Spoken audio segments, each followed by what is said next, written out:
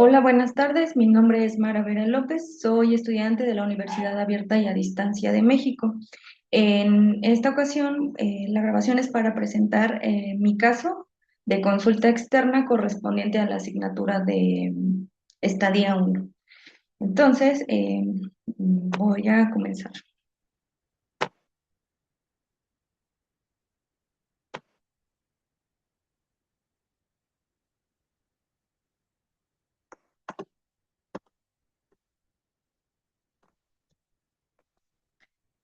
Em, bueno, es mi presentación. Em, Pertenezco al programa académico de la licenciatura en nutrición aplicada, nuevamente de la Universidad Abierta a Distancia de México. Los datos generales de mi paciente es una femenina de 68 años de edad con diagnóstico médico de diabetes mellitus 2 y hipertensión. No presenta problemas gastrointestinales, perdón. Vive con su hija, reporta ser ella quien prepara sus alimentos y de profesión se dedicaba a la enfermería. Actualmente también comenta que de vez en cuando atiende o apoya a pacientes no graves. Como antecedentes familiares patológicos, su madre y su hermana padecían de hipertensión y en cuanto a la diabetes, su madre padecía de esta enfermedad. Como antecedentes personales no patológicos, bueno, la paciente come en casa 7 días a la semana, su actividad física es ligera, toma metformina para la diabetes y losartán para la hipertensión arterial. Estos son el ABC de la evaluación a mi paciente. Como datos antropométricos tenemos peso, talla, IMC, circunferencia de brazo, circunferencia de cintura, de cadera, de pantorrilla y añadí el ISC, el índice de cintura-cadera. En cuanto a sus datos bioquímicos, contamos con su hemoglobina glucosilada, glucosa, urea, creatinina, colesterol y triglicéridos. En cuanto a datos clínicos, añadí lo que es su medición de presión arterial y la frecuencia cardíaca. Entre sus datos dietéticos, pues lo que es la frecuencia de alimentación y su R24. En cuanto a los antropométricos, los datos de relevancia, tenemos su IMC. Este está basado en lo, tomé como referencia los de Organización Panamericana de Salud y basados en el adulto mayor. Su índice de cintura-cadera está por encima de lo que es un rango saludable, entonces está en alto riesgo, y lo que es igual su circunferencia de cintura también está por encima de lo recomendado por el área de la salud, ¿no? Donde pues esto es un factor de alerta en cuanto a problemas cardiovasculares para la paciente. En cuanto a sus bioquímicos, pues su hemoglobina glicosilada está un poquito por encima de los rangos. En cuanto a la glucosa, bueno, esta paciente está descontrolada, está por encima del rango permitido. De urea, está dentro de los rangos, creatinina está un poquito. Está dentro de los límites también, colesterol está dentro de los límites y triglicéridos está por encima de lo recomendado, o de lo permitido más bien. En cuanto a en cuanto a los aspectos clínicos, bueno, también viene con una alteración en su presión arterial y frecuencia cardíaca está normal. Sus aspectos dietéticos, en cuanto a su frecuencia de alimentos, ella declara que de verduras consume, tanto de verduras como de frutas y cereales, consume los 7 días de la semana. Alimentos de origen animal, ella declara que es un alimento de origen animal a la semana, leguminosas 4 de 7 días, leche 0 de 7 días. Ella me comentaba que consumía lácteos, principalmente yogur, pero una vez a la quincena. Aceites y grasas, perdón, 7 de 7 días, aceites con proteína, 1 de 7 días, y azúcar, 7 de 7 días. El agua, el consumo de agua es aproximadamente de 700 mililitros. En su R24, ella declara que su desayuno fue a las 10 de la mañana, consumió un colorado, un tamal de salsa verde y una taza de café sin azúcar. Como colación, un plátano a la 1 de la tarde. En la comida, a las 6 de la tarde, consumió arroz con ensalada de nopales, pechuga, tortilla y un vaso de agua simple. Su cena la realizó a las 8 de la noche y consumió 2 huevos con jamón, una tortilla, un plátano y una taza de café sin azúcar. El cálculo total de este R24 es de 1.734 kilocalorías. Su distribución es de 56% de hidratos de carbono, 16% de proteínas y 28% de lípidos. Bueno, como el problema de la paciente es obesidad. Eh,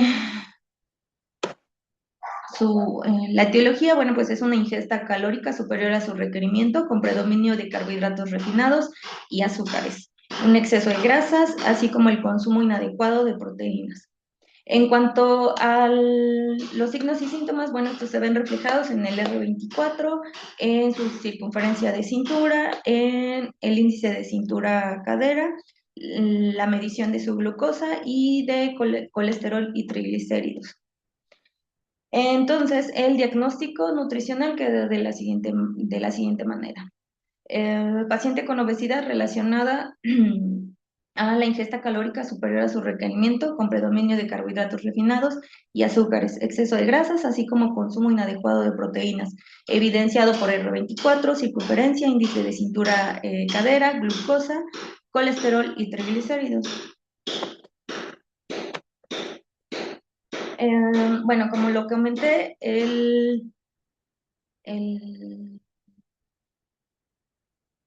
los aspectos en los que yo me basé para hacer este diagnóstico fue primero basarme en el índice de masa corporal, que es mayor a 32.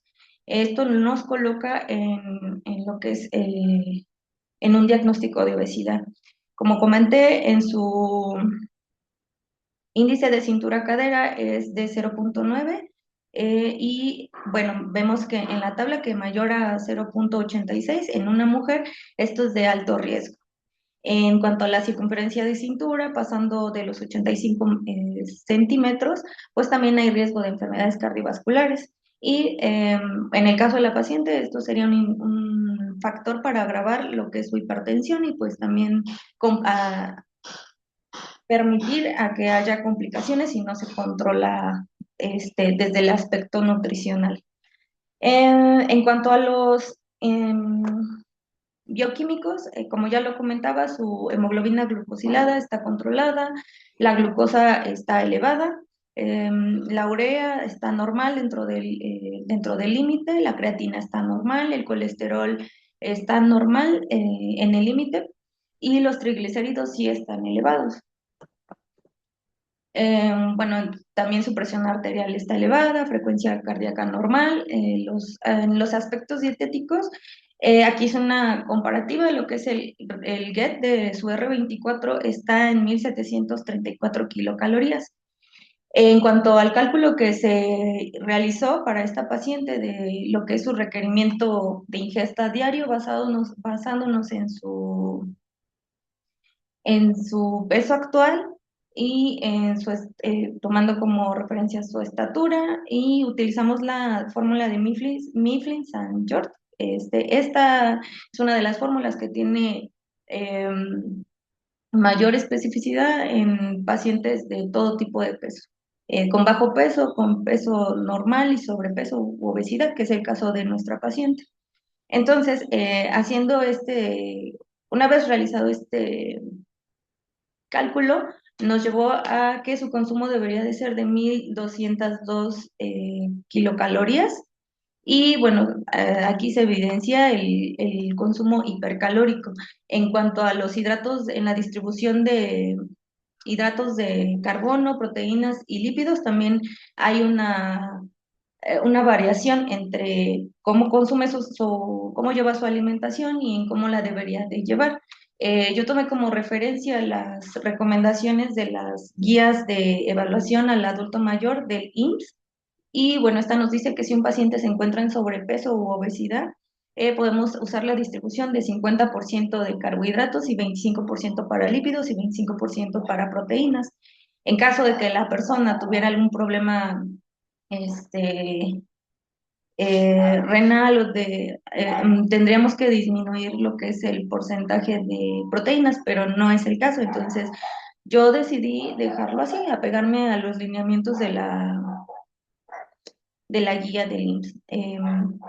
Entonces, aquí, bueno, está en 56% y lo bajaríamos a un 50% los carbohidratos, las proteínas, tiene un bajo consumo de proteínas y pues lo subiremos a 25. En cuanto a lípidos, este lo disminuiremos porque aquí pasa lo contrario, tiene un consumo más de grasas que de lípidos. Entonces, bueno, aquí puse bajo consumo de proteínas y elevado consumo de grasas en la ingesta actual del paciente. Esto, pues basándonos en el R24. El aporte de grasas es saturadas. Entonces, más bien, en cuanto al aporte de grasas, el que predomina es el de grasas saturadas. Y bueno, hay exceso de carbohidratos simples también, ¿no? Entonces, aquí está cómo llevé a cabo lo que es el cálculo de requerimientos. Nuevamente utilicé la fórmula de Mifflin-St. George y como aquí, bueno, sería el gasto energético basal por lo que es el factor de actividad, que con base a lo que comentábamos con la paciente, pues su actividad no es ella comenta que sus días de mayor actividad son terciados, ¿no? Entonces, por eso también decidí que fuera de 1 a 3 días por semana. Bueno, una vez que se saca su gasto energético total, como es una persona, el déficit calórico, como se hizo con su peso actual, le disminuimos 500 kilocalorías. Entonces, la distribución, como comenté, 50% hidratos de carbono, proteínas 25% y lípidos 25%. Las recomendaciones donde se va a poner atención es en que el consumo de hidratos de carbono sea complejo sobre los simples y también elegir alimentos de índice glucémico bajo y moderado porque pues la paciente convive con dos enfermedades, ¿no? La hipertensión y la diabetes. El consumo de grasas insaturadas sobre las saturadas. Cambiar esta situación y que la paciente empiece a elegir alimentos este, con grasas saludables y dejar de lado las saturadas. Proteínas igual, de alto valor biológico y enfocarnos en que disminuya su consumo de sodio, que no consuma, hacerle la recomendación que no consuma alimentos enlatados, que disminuya, que no consuma alimentos ricos en sodio, como la salchicha, el jamón, todos estos alimentos. Agua, elevar su consumo de agua. Las recomendaciones del IMSS están así que podemos empezar con un 1,5 litros, entonces a mí me pareció adecuado porque, bueno, se trata de hacer cambios paulatinos para que la paciente tenga una mejor adherencia al tratamiento nutricional.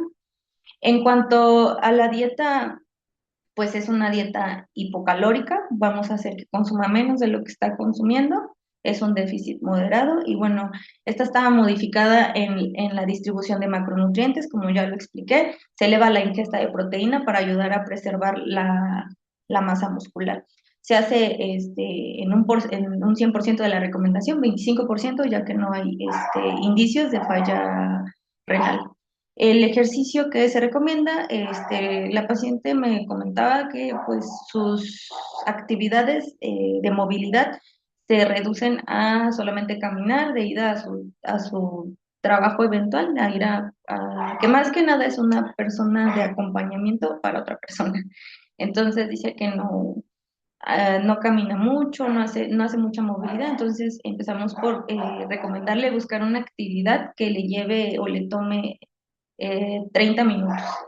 30 minutos y pues ya sea caminar eh, o ejercicios de movilidad. En cuanto a su cálculo, bueno, eh, en cuanto a los grupos de alimentos que vamos a meter, van a ser 6 equivalentes de verduras, 2 de frutas, 5 de cereales, 5 de cereales sin grasa, una leguminosa, alimentos de origen animal de bajo aporte calórico 4, de aporte moderado van a ser 2, igual de origen animal, y grasas sin proteína 2. Entonces, eh, la evidencia dice que en enfermedades como diabetes y hipertensión, distribuir la alimentación en 5 tiempos de comidas también mejora mucho la salud, ¿no? Mejora mucho, los regulariza, empiezan a estar en control de eh, bioquímicos en los pacientes. Entonces, se hace también esa recomendación y distribuimos en 5 tiempos de comida. Entonces, aquí está desayuno, 2 de verdura, 2 de cereales sin grasa y 2 de aporte moderado, de origen animal. Para la colación, uno es una porción de fruta y una de grasas sin proteína. Para la comida, 2 de verduras, una de cereales, una de leguminosa y 2 de alimento bajo en 2 de alimentos de origen animal, perdón, bajo en grasa. En la cena, igual una de frutas y grasa sin proteína, una. Y para la cena, 2 de verdura, 2 de cereales y 2 de alimentos de origen animal con bajo aporte de grasa. Bueno, finalmente se le dice a la paciente, ¿no? Esta es una distribución con la que tiene que respetar el consumo de sus equivalentes, pero tiene la libertad de hacer una distribución de estos mismos en cada uno de los tipos de comida, a como lo desee y también a como sus actividades se lo permitan. La intención, de esta manera también puede facilitársele la adherencia al plan de alimentación. Y bueno, finalmente pues son la bibliografía en la que me basé. Dos fueron del Instituto Mexicano del Seguro Social y un manual de nutrición para las personas adultas. Este, pues eso es todo de mi parte. Muchas gracias y hasta luego.